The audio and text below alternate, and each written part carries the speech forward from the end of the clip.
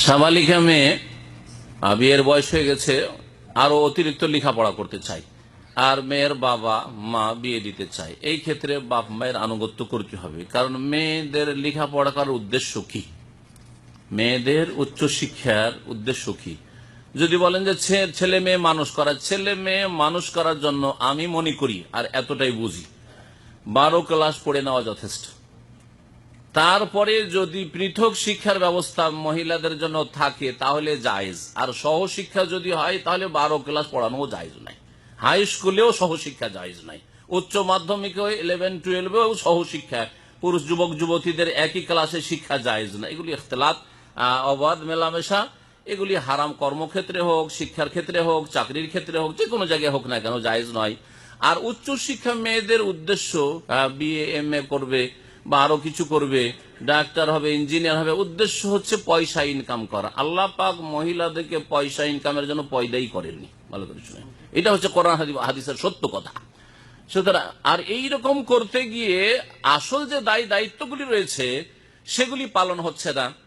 তারপরে বিভিন্ন সমস্যা, আল্লাহর দিন যখন উপেক্ষা করবেন বিভিন্ন সমস্যা সৃষ্টি হবে। বেশি মেয়েদেরকে পড়িয়ে দিয়ে ভালো যোগ্য ছেলে পাওয়া যাচ্ছে না।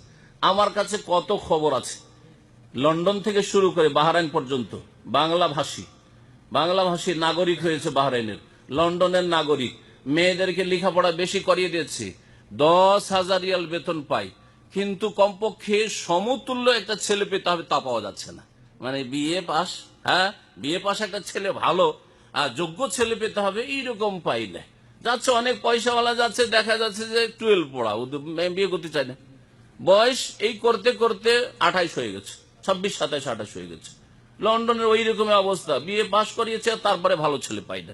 দিনদার হয়েছে, দিনদার ছেলে চাই, একটু নামাজি ছেলে চাই, যদি পায় ওই রকম হয়তো শিক্ষিত বেনামাজি বেদিন, তাকেও দিতে পারে না।